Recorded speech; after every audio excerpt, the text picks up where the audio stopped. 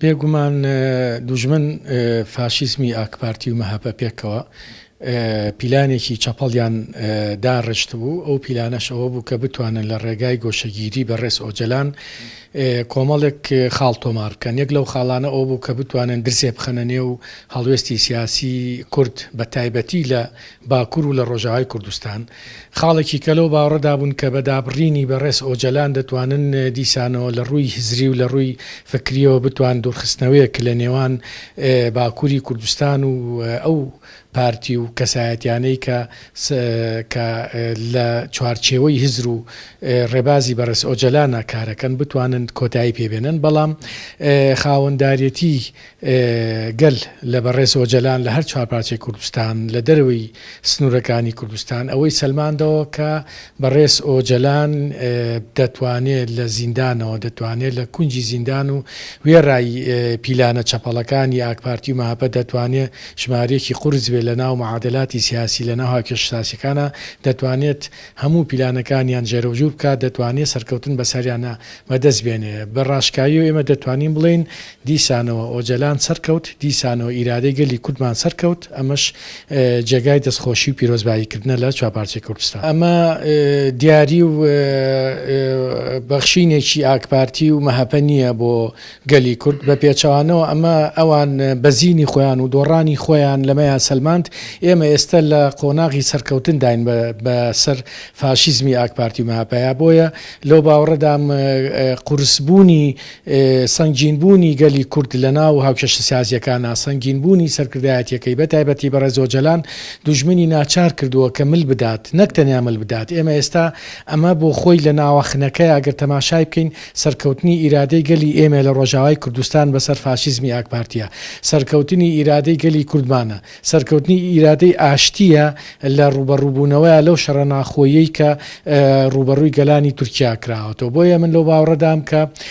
بە شێوەیەکی لۆژیکی ئەگەر دەوڵەتی تورک و ئاکپارتی بە لۆژیکی سیاسی کار بکەن دەبێ بگەڕێنەوە بۆ پرۆسەی ئاشتی، چونکە پرۆسەی ئاشتی باشترین چارەسەرۆکو لە نامەکانی بەڕێز ئۆجەلانیشە ئاشکرا دەکرێت کە تاکە ڕێگە بۆ چارەسەرکردنی پرسەکان ڕێگەی دیالۆگ و ڕێگەی ئاشتیە. ئەوان ئێستا بۆیان دووبارە بۆ بۆیان سەدبارە بۆ کە هەرگیز ناتوان بەسەر گەلی کووردا لە باکوور و لە ڕۆژاوای کوردستان سەرکەون،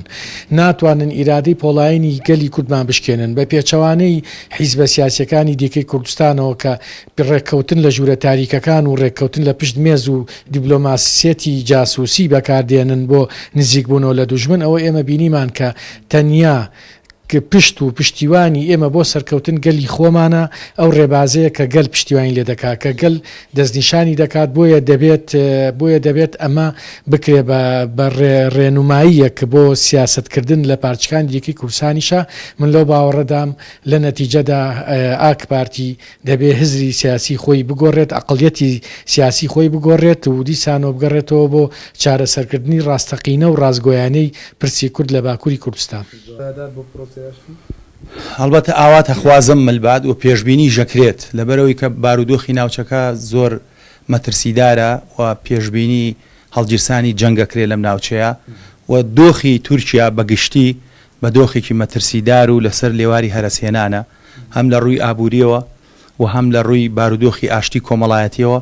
و هەم لە ڕووی ئەو کێشە و گرفتانی تورکیا هەیەی لەگەڵ وڵاتانی دەرودراوسی خۆی. هەموو ئەوانە وا ئەخوازێ و دوایین هەڵبژاردنەکانی ئەنجامی هەڵبژاردنەکانی تورکیا ئەوەی دەرخست کە بەڕاستی ئاکەپا دەنگی لە دابەزینایە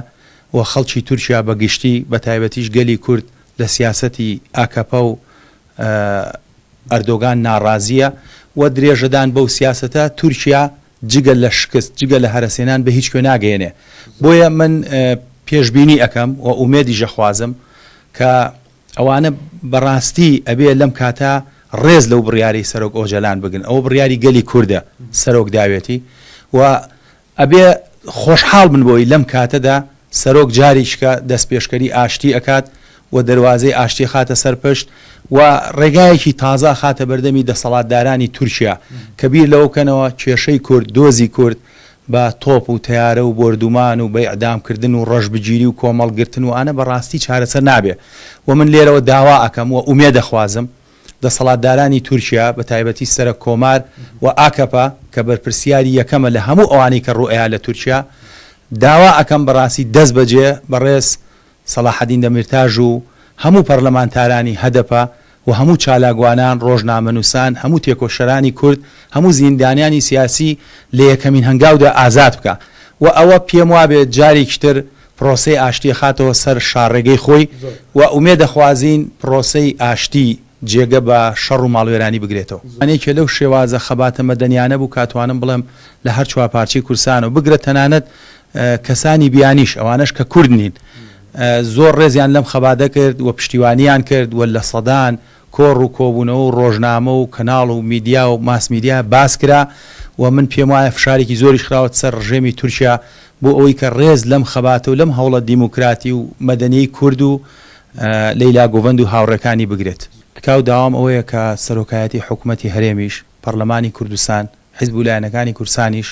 کەسایەتیە دیارەکانی ئێرە ڕۆشنبیران پیاوانی ئاینی هەموو ئەوانە لەگەڵ هەموو ئەولایەنانی تری تورکیا و کوردانی باکوور ڕۆڵیان هەبێلەوەی کە بەڕاستی پرۆسەی ئاشتی ئەم جارە بە شێوازێکی نوێ سەردەمیانە لە خزمەتی دۆزی ڕەوای کورد و ناوچەکەیە هەوڵ بدەن بەرەو پێشکەوتن و بەرەو سەرکەوتنی بەرن لە ڕاستیە ئاشتی بەدی نایەت ئەگەر زەمینەی بۆ نەڕەخسێت باشترین شدەوەیە لە هەردوو لاوە لەلایەن سوپای تورکیا و لەلایەن گەریلاکانی پەکەکەوە چەکەکان بێدەنگ کرێن باشتر وایە زەمینەی ئیعلامی و دیبلۆماسی بۆ بڕەخسێ باشتر وایە جگە لە پارێزەران و کەسوکاری سەرۆک ئۆجەلان ڕێگە بدرێ بە دایکانی ئاشتی ڕێگە بدرێ بە ڕۆژنامەنووسان ڕێگە بدرێ بەوانەی کە بەڕاستی ئەیانوێت کێشەکانی تورکیا چارەسەر بکرێ ڕێگە بدرێ بە هەموو ئەو لایەنانەی کە یانەوێ تەرەفی سێم بن لە نێوان دەوڵەتی تورکیا و گەلەکەمان یاخود پارتی کرێکارانی کورسانە هەوڵ بدەن بەڕاستی بیر لەوە بکەنەوە لە دوای ئەو هەموو ساڵە خوێن ڕشتن ئەو هەموو تاوانە ئەو هەموو کاولکاریە ئەو هەموو زیندانی کردنە بە کۆمەڵە تورکیا چه سوودێکی بینیوەلەوە با بۆ جارێکیش بێت بیر لەوە بکەنەوە بەڕاستی بە ئاشتی بە گفتوگۆی ڕاستەوخۆ بە دانوستان بیر لەوە بکەنەوە بزانن هێزەکانی تورکیا بە تایبەتی پەکەکە کە نوێنەلایەتی خەباتی ڕزگاری خوازی گەلەکەمانەکە و سەرک ئۆجەلان کە تەمەنی خۆی لەو ڕێگایە دانا و سەرۆکێکی ئاشتی خوازە بیر لەوە بکەنەوە بەڕاستی بزانن ئەمەیان چۆن کێشەکان ئەگەیەنێ بە چارەسەر